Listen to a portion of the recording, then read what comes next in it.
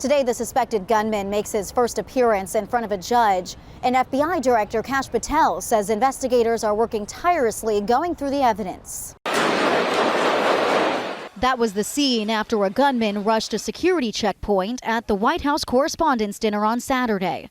Investigators say they are now combing through a rambling manifesto he wrote, explaining why he targeted President Trump and members of his administration. We're going to be able to present to the world in less than 36 hours almost exactly what happened, this individual's entire background, who he knew, where he lived, who he was talking to. Sources tell Fox News the 31-year-old California man checked into the Washington Hilton on Friday, the day before the attack, and his manifesto mocked security precautions at the hotel. Ultimately, even an outside perimeter to stop a car bomb could still allow an individual to come in and walk in with a bomb if they are not checking for those things. Potential assassins have now gotten close to the president 3 times in almost 2 years.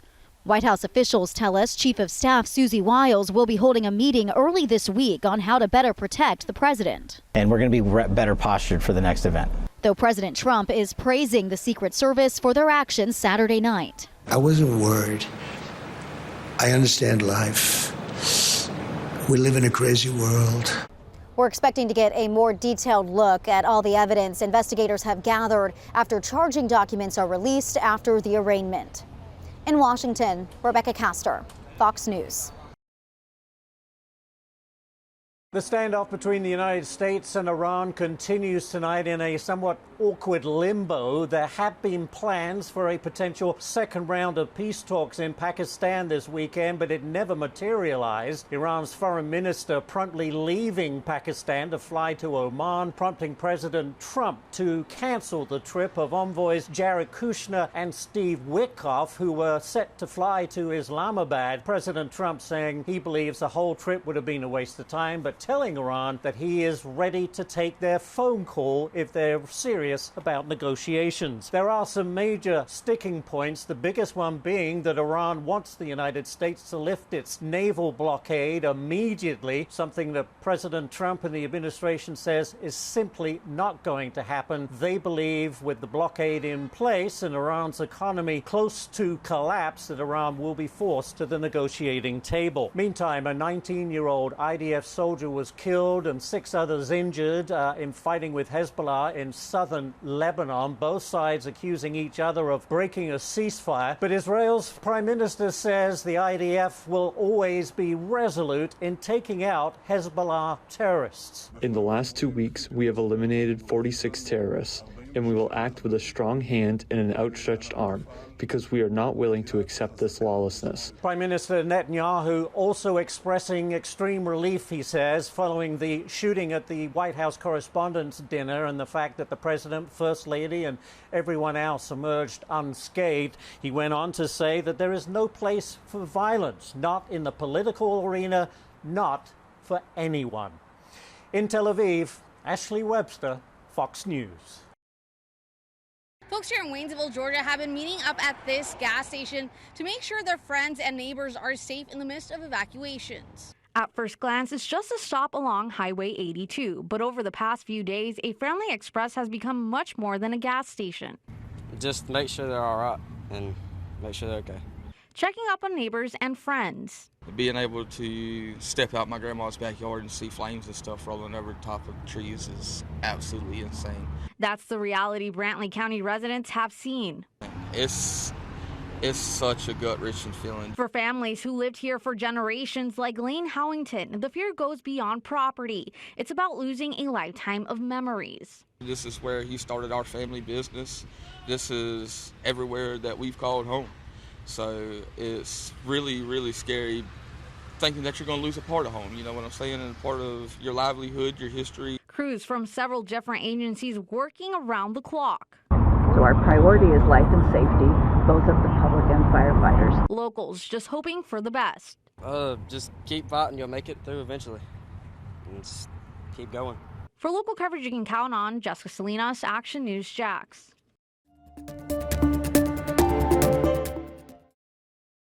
Yes, you could hear the wind, you could hear the sound of a freight train. Largest hail I've ever seen or heard in Runaway Bay ever since I've been here since '85. Like 64 poles that are down at this moment, electric lines everywhere. You know, these are just not citizens, they're friends. Tornadoes are complex phenomena. We don't have all the answers to why they form, why they sustain themselves, and why they die, and can have wind speeds of 60 miles an hour to as much as 300 miles an hour. So how do they start? That's a difficult question. We're still trying to analyze storms. What we do know is that storms that form tornadoes usually start with rotation aloft in the mid parts of the storm, and that cascades down closer and closer to the surface. Most tornadoes are short-lived, some only on the order of minutes, maybe even less than that, and might not travel that far. In other cases, particularly during the cool seasons, those tornadoes tend to move very fast. The United States has more tornadoes and greater tornado density than any place in the world. So we have a very unique geography in the United States. We have the proximity of the Gulf of Mexico and the Western Caribbean that brings that moisture up into the United States, which is a critical ingredient for thunderstorm formation.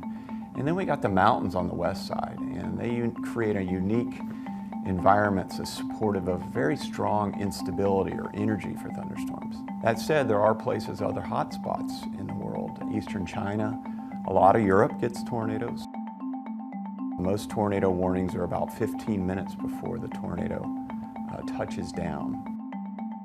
That gives you a lot of time, relatively speaking, to take shelter and do what is necessary to prevent death and injury.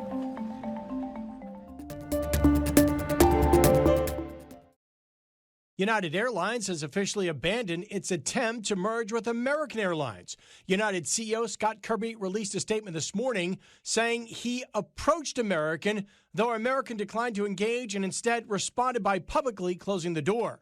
Kirby says a combination would have allowed the merged airline to expand its service internationally and to add smaller communities. It could have added economy seats and better competed with foreign airlines. China blocks Meta from acquiring AI startup Manus on national security grounds. The deal had raised questions in Washington as well, with American investors prohibited from directly investing in Chinese AI companies. Meanwhile, a big deal going through in the energy sector. Shell agreeing to buy Canada's ARC Resources for a reported $16.4 billion. Crude oil prices are higher after President Trump said he was not sending top U.S. officials to negotiate with Iran. Iran has offered the U.S. a deal to reopen the Strait of Hormuz without any agreement on its nuclear program.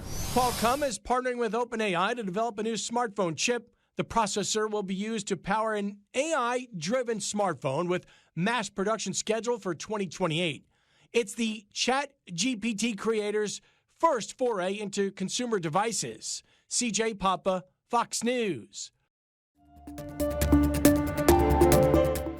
In its 27th annual State of Air report, the American Lung Association finds more than 152 million Americans are living in areas with unhealthy levels of air pollution. We've made tremendous progress in cleaning the air over those 27 years, but we still have a long way to go. The report tracks ground-level ozone, also known as smog, and short- and long-term particle pollution, which is a mixture of solid and liquid droplets suspended in the air and includes dust, dirt, soot, and smoke, which can cause asthma attacks, heart attacks, strokes, preterm births, and particle pollution can also cause lung cancer. By 2050, researchers predict there could be an increase of up to 4,300 premature deaths a year in the U.S. due to these pollutants. Today, nearly half of all children in the United States live in a community impacted by unhealthy levels of ozone or particle pollution, or both. Since children and teens' lungs are still developing and they tend to spend more time outdoors being active, experts say they're more susceptible to the effects of air pollution exposure. To mitigate that, be aware of local conditions, check daily forecasts for air quality in your area, and take action to reduce exposures where you can. The other way we can be involved is to use our voice to really look at ways that we can convey to our local policymakers, whether city council or state legislators, or even to the EPA, that we need more progress on clean air, not less. For Health Minute, I'm Mandy Gaither.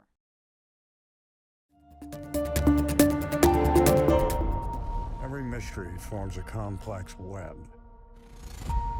But pull the right strand,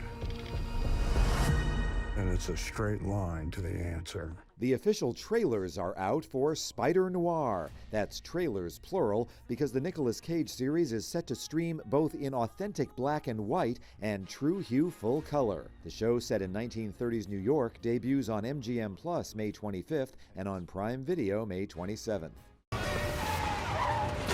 Why did you do this? What is this all about?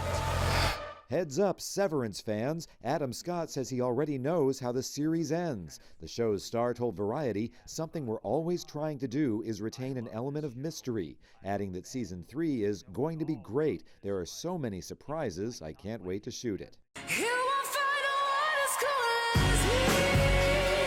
Jean Smart is the new Instagram lip-sync queen. She's racked up more than 30,000 likes on her video lip-syncing to Diane Warren's song Hate to Be the One, sung by Izzy Escobar. The tune played over the closing credits of the latest episode of Smart's series Hacks. In Hollywood, I'm David Daniel.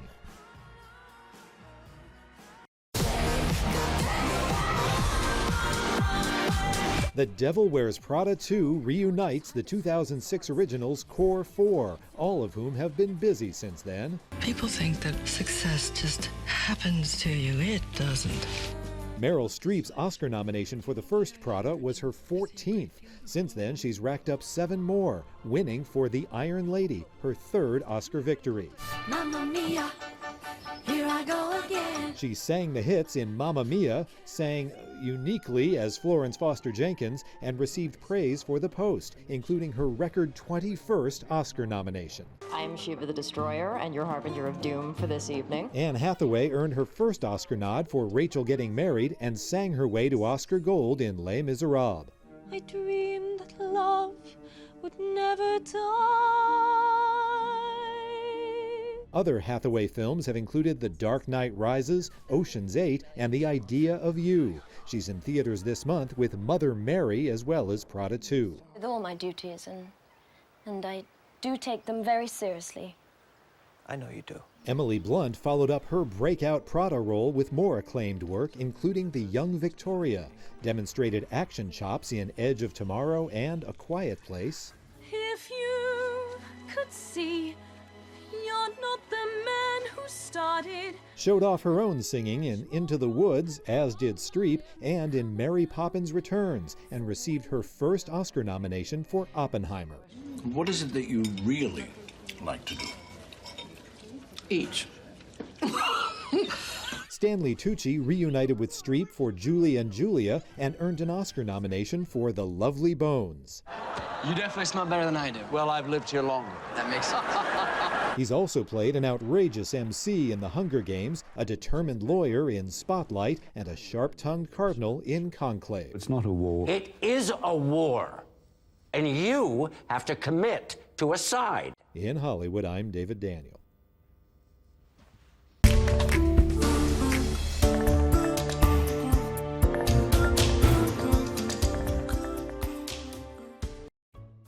While the eyes of the football world were on Fernando Mendoza, the #1 pick in this year's NFL draft, the internet was keeping its eyes on the real star of the weekend. No, not this guy celebrating being picked, but this adorable couch-stealing dog and its dapper red bow tie. The viral moment went down at Oscar Delp's NFL Draft watch party as the Georgia tight end celebrates getting selected by the New Orleans Saints. Watch the dog, who carefully eyes its prize. As soon as the newest Saint stands up to give hugs, the dog makes its move. Like a running back cutting through traffic, hopping up for a few scratches before plopping down, securing its rightful spot on the couch. So which is better, getting drafted in the NFL or taking back the sofa? Who could really say? The internet, of course. A flood of comments in full support of our four-legged friend reclaiming its throne, saying the lab was the real highlight of the day. Oh, and congrats to Oscar too. Football for a career? Seems kind of fun. A little climb on the couch will seem super nice after this next climbing tale. That tiny dot is an injured climber clinging to the cliffside of a mountain in California more than 12,000 feet above sea level. California Highway Patrol air operations had to swoop in for a rescue. Officials say the climber took a tumble on Mount Baxter, getting stuck on a ledge. The hiker and a companion couldn't hike out, spending the night in freezing cold while using a satellite device to call for help. Thankfully, the skilled rescue team was ready, lowering a team member down to the ledge who was able to secure both the injured climber and companion, hoisting them back up to the safety of the helicopter. They were then taken to the hospital for treatment. For Take a Look at This, I'm Patrick Cornell. We had our first ewe lamb of the season, and she had 6 babies, which was way more than we've ever had before. I got there, she'd had 1. And was delivering the 2nd already. Numbers 3 and 4 were literally like the same push. And then I thought we were done. And then after about 10 more minutes, she lay down again. And I was like, oh my gosh, I think she's gonna have another one.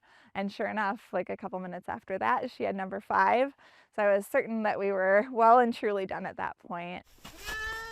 Got them all into the barn and was kind of working on just making sure they were all getting really dry, and she lay down again. I was like, it's a little early for her to be delivering the placenta, but she had number 6. Then I was like, oh my gosh, are we gonna have another? Like, when does this end? But thankfully after that, she was done. There was a study of fin sheep. There was 950 fin sheep, and there was 1 set of 6-tuplets in that group. And so as part of the analysis of that, they said maybe it's 1 in 1,000, or maybe they just captured a rarer event than that, but it's probably at most 1 in 1,000. We've kind of formally named them the Finnish names 1 through 6 because they're half fin sheep. They're so sweet. It's like therapy, just like sitting out here and spending time with them, and they're just such wonderful animals. The 6 of them will just frolic all around, and yeah, they're doing so great. Estamos en San Lorenzo, la colonia más grande a nivel continental de pingüinos de Magallanes. Hoy nos toca la tarea de colocar transmisores de seguimiento satelital. Es la campaña que llamamos de migración. En esta época los pingüinos están partiendo hacia sus áreas de alimentación. Cuando comparamos todas las especies de pingüinos, el pingüino de Magallanes llega a nadar en un solo viaje hasta 12.000 kilómetros. Y cuando nosotros calculamos de que los pingüinos de Magallanes pueden vivir hasta 35 años, y nosotros vemos que durante toda su vida, si sumamos todos los kilómetros que recorre, llegamos a la conclusión de que durante toda su vida da la vuelta al planeta nadando 12 veces. Y cuando uno ve el tamaño de estos individuos que apenas llegan a la rodilla de un adulto, es impresionante el esfuerzo que ellos hacen para completar esta migración, que son una parte muy importante de su ciclo. Nosotros usamos lo que llamamos los VIP, los Very Important Penguins, que son pingüinos que tienen mucha tenacidad a su nido, mucha fidelidad a su nido. Y como vuelven a su nido, se vuelven a encontrar con su pareja. Nosotros hemos seguido una pareja que ha estado más de 17 años reencontrándose y reproduciendo juntas. Fox 54 Plus has your news, sports, and weather. Start your evening with Fox 54 at 5:30, delivering the latest headlines and live reports straight from the scene. Then, stay informed with Fox 54 News at 9. Featuring your Tennessee Valley certified most accurate weather impact team, tracking everything from tornado threats to traffic delays during severe weather. Fox 54 Sports Extra brings you more of what sports fans crave, with deeper insights, expert analysis, and all the action that matters most. On Fox 54 Plus, you'll also find Alabama politics, plus 24/7 weather radar and real-time forecasts to keep you ahead of the storm. Looking for a quick recap? Don't miss Fox 54 Week in Review, highlighting the biggest stories of the week. Jumpstart your morning with Morning Rush, fast-paced news updates, featured with uplifting stories from across the globe. Get your entertainment fix with Getting Real, where we break down movie reviews, top 10 lists, and spotlight the newest film. Die Hard fan? Locked On Sports dives deep into the Crimson Tide, the tigers, college rivalries, and pro action. True crime more your style? Killer Cases brings you gripping real-life stories that stick with you. Hungry for more? Cooking with Style serves up mouth-watering recipes that are easy to make and impossible to resist. From movie previews before you head to the theater with Take a Look to must-know headlines from across the region and around the world with In the News. Watch all of these shows on demand and also on the Fox 54 News app. Available on Android and iOS devices. Streaming 24/7.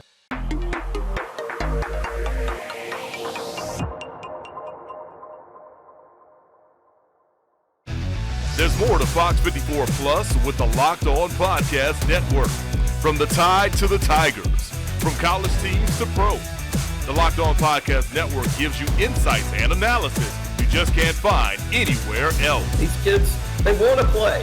I don't think so. I think it was Chad Baker-Mazzara. Locked On Sports, streaming every day of the week and right here on Fox 54 Plus.